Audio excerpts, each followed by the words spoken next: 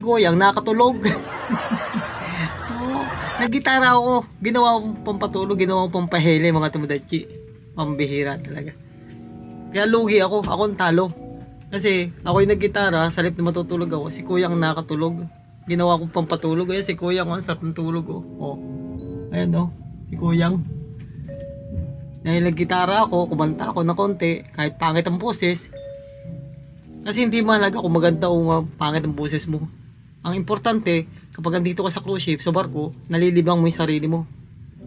Kaya, kung may mga talent kayo, mga tumudachi, pag sasampahan ng barko, mas maganda yan.